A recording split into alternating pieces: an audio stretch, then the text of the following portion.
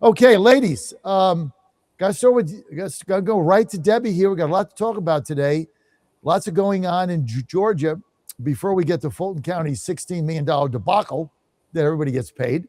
I just had Buddy Carter on. I'm going to tell you right now, Debbie. I think Buddy Carter is going to be your nominee. Derek Dooley is just not going anywhere. I mean, I got to sell my stock. I'm selling it short. He's not going anywhere. He doesn't resonate. He's at 15%. You keep telling me there's going to be a new poll comes out. It never comes out. What's the deal with this guy? What the deal is, number one, don't think Buddy Carter's clean either, his record. Uh, Derek Dooley has been focused on raising money. And when you see the reports come out, you will understand. He has been focused on raising a ton of money. And the airways likely will be lambasted featuring all these news stories, damning news stories coming out about Mike Collins. But, I'm confident. Now, you watch. I'll put $100 bet on it. Derek will be the nominee. It won't be Mike Collins, and it won't be Buddy Carter. And that is guaranteed. I don't want to take your money. I just don't. I don't want want to take yours. I'd rather take Joe Morrissey's money, bet him on football. I love winning off him, but I don't want to take your money. And I appreciate your passion. But you watch, John. I'm watching. Look, I got no dog in the hunt. I'm just telling you like it. I see it. Let's get to Sally. Sally, I don't like everybody I talk to there. A lot of people are telling me they can't get over the fact that he didn't vote in 20 years. I mean, I'm running for Senate, yet I didn't vote in 20 years because I was busy.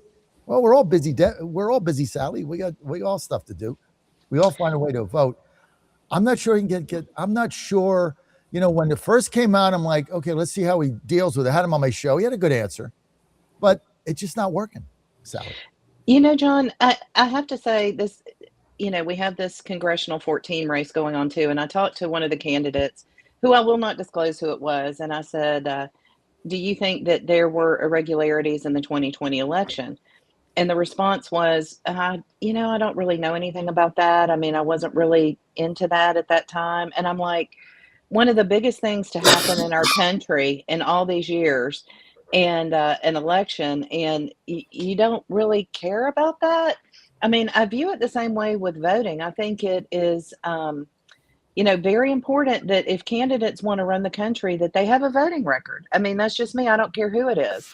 They need to have a record on file of participating in our republic, in casting votes. And if you're going to go cast votes in Congress, you should be casting votes either as an absentee voter or an early voter or a day of voter. I mean, I think that's just something that's very important. If you want to have a voice, you need to exhibit the fact that you've been participating. Well, for any candidate. In response to that, Sally, I know a lot of folks that vote every single election without fail and have done it for decades. I definitely would not support them if they ran for office. That is clear. But are they trying to run for office? Yeah, but the problem is, Debbie, look, if he missed an election here or there, because look, I coach football, I'm traveling, I didn't get an absentee ballot in time. I missed this, I missed that. Well, you don't vote for 20 years. You're checked out of the system. I mean, you're not even engaged. Like, if you're not voting in 20 years, like, you don't really care what's going on. Carter, Bush, Reagan, whatever. I know how old he is, right? George Bush 1, 2, Kerry. I mean, Congress, Senate, Tennessee. I mean, you're just not involved. And I think a lot of people are not getting past it. Celeste, the other thing I'm hearing, and I'm not dumping on Derek Dooley, okay, because I backed him. I want him to do well, and I told that to Buddy. I think it's important that he does well. But I'm also hearing that he's not resonating. Like, he goes to these events, and it's just like he's just not resonating. You have any comment on that, Celeste? Okay, a lot of our candidates are, in my opinion, are not listening to the people on the ground, the people in the communities, and so their messaging is wrong. In my opinion, at this particular time, we do not have a candidate that can beat John Ossoff. I have not seen it. And Lord knows I travel throughout Georgia. And, this is going to be hard for a lot of our people out there who are going to go to the polls, because you have to pick a candidate. So our candidates have got to reach deep, and they've got to find a message in order to resonate with the people, in order to get them to go out to the polls to vote for them. Again, right now, as it stands, in my opinion, John Ossoff is still the candidate to beat. No one is standing out. Celestine, it's so funny you say that, because we had the Cobb GOP breakfast this weekend, and there was one of the guys who works in campaigns, a lot like you have for, so much of your career. And he's saying, blah, blah, blah, blah, same old, same old, same old. Candidates really need to reach deep down and find that passion, because some of them are running and they don't have the passion. They want the position, but they lack the passion. And there was another person who stood up at the meeting, and because we had the legislative delegation there, saying, you guys need to be more relatable to people. People that are already in office, you need to be more responsible and more relatable. And I have said this time and time again, I am no fan of John Ossoff at all. No. However, his constituent services group has been very responsive, even to Republicans. It hasn't mattered. They have been responsive. So I think that makes everybody have to up their game. You have to figure out how you're going to respond to your supporters and the voters, and how you're going to serve the people. I put that in air quotations, serving the people, because that's what the position is to serve the people. And I will bring up one point in that you've got to look at the fact, and a lot of candidates are very popular with the Republican Party activists. 95% of the Republican primary voters are not active in the Republican Party. So you've got to have money and run campaign ads to reach them. What folks active in the Republican Party are saying, I mean, they're in a minority. You're talking about 5% of the Republican primary electorate. The 95% are going to go by the ads they're seeing, who's supporting who.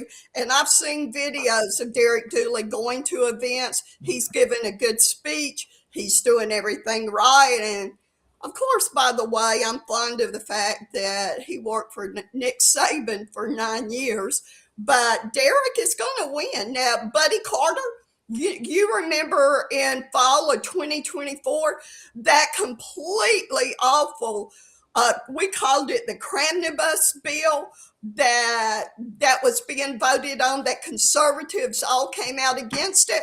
Well, guess who was encouraging everybody to support it? I've got the video. No other than Buddy Carter came out and supported the bill. He's getting a lot of his money from Big Pharma. He is in the pocket of Big Pharma. I haven't attacked him yet because these are just allegations you're mentioning. You would have to tell me how much money he got from Big Pharma. A couple of the facts. I've got it. He's a pharmacist. He's a guy's a pharmacist. I mean, come on. I'll send it to you. Oh God, this is Debbie, just Debbie being Debbie. Okay, Debbie. But Debbie, let me ask you this: if Derek Dooley isn't successful in the primary, and Buddy Carter, I mean, is he your number two? How do you feel about that? He is your number two? Anybody but Mike Collins. And you think all these campaign ads, coming out, are not hurting him? Mike Collins, you're mistaken. But wasn't he involved? Didn't some video come out the other day, or voice thing or something?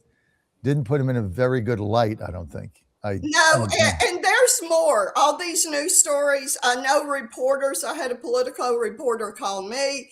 It's a feeding frenzy now against Mike Collins. And I did a Oppo research, and I just updated my vulnerability assessment on Mike. And what's coming out now is just mild compared to the other stuff, like misuse of COVID PPP funds and things like that, documented. Remember, you can't make these are allegations. We have no proof of this. Yeah, possible misuse. Although I did, thank you. Although I did see.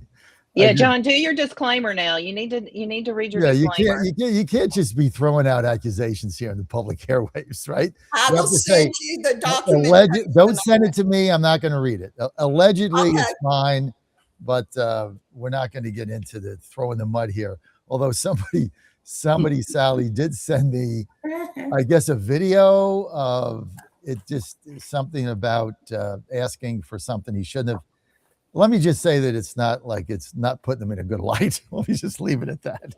Well, John, I've said this, and I know Debbie knows how I feel about it, is I get that in the primary season, people like to beat up on our Republican candidates from the Republican Party to get it all out there before the Democrats get their, action on it. I really don't like when Republicans do that, because it's much more effective to me if candidates say what they are for than denigrating the other candidates. And if you are for a candidate, in my opinion, talk about how great your candidate is. If your candidate is in fact great, let's talk about, Now that is a very interesting concept, because Sally, you know where I'm going with this, right, Sally? I know where you're going with it. You know where I'm going with this, because in your heart I'm right, and so does Debbie, even though you both hate it on paper. Don't I'm right. Say it. Don't say I'm gonna say it. No, don't say it. If this, Say it.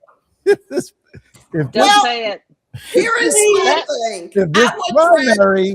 If this primary was based on ranked choice voting in this primary, you wouldn't be getting the negative ads out on these various candidates, because, like Debbie just said, Buddy Carter's my number 2 choice. Everybody would only be talking about the great things that they're going to do, what their platform is, because everybody wants to be the other voter's second choice. And so you wouldn't get these negative ads that are going on that, Sally, you just said. So it sounds like, Sally, you have come around to my position that ranked choice voting is a viable option in primaries for Republicans. No. Because if you had ranked choice voting, Debbie, right now in this primary, Derek Dooley would be the nominee. No question about it. No. Absolutely be the nominee.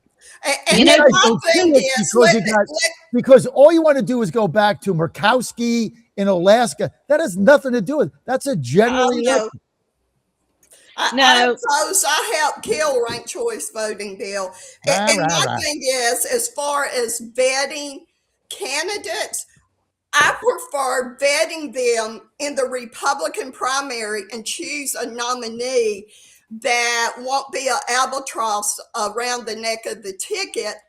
Instead, be silent, not vet them, not bring out bad stuff, and allow the Democrats to do it in the general election. But that can be done. But the way, and just being honest, Debbie, the way that I see that happening and the way I see it playing out is not only how it affects the candidates, but it also creates divisiveness in the grassroots. Well, there's divisiveness anyway. Well, I'm not going to stop. I'm not asking you to stop. You do you, boo. I mean, you do what makes you happy. But what I'm saying is, intermittent fasting. I mean, if it works for you, then do it. But what I'm saying is that when we attack each other in the Republican Party, number one, we're doing the Democrats' job for them. Yes. And number two, it creates a lot of animus between people that need to be working together. Yes. Listen, I disagree. Let me weigh in on this one. We have so many wonderful candidates out there, and I would remind people, let's not be in the habit of destroying our candidates, because we can use them. Yes. If they don't win in this race, we can certainly run them in a state race or a congressional race. So we have to be mindful of that. Yes. Now, let me say this. Now, I was in the 1st Congressional District, and I had the opportunity to sit in on some of the panels that are, some of the candidates that are running for Congress. And I was asked my opinion on one particular candidate, and was told that I needed to be mindful of speaking positively about the candidate. When you ask me who in that room is the candidate, presented themselves, was knowledgeable about what is important to those constituents in the 1st Congressional District, then be prepared for the answer. But you nor anybody else has the right to try to threaten me, to silence me about what was your answer? My answer was, you ready? Yes. John, Brian Montgomery. Brian Montgomery was the candidate who stood out. Interesting. Who exemplifies what you would want to see as a congressman. This is the 1st district.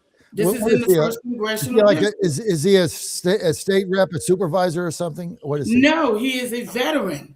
And he has been all over the place. His message is powerful. It's resonating with people from both sides of the political aisle.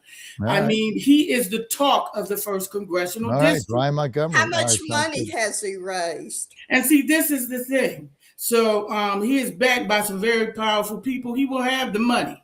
Okay. And so that was the one thing that was presented to me was, well, you know, CJ, he doesn't have the money. So then therefore, we're not even going to consider him.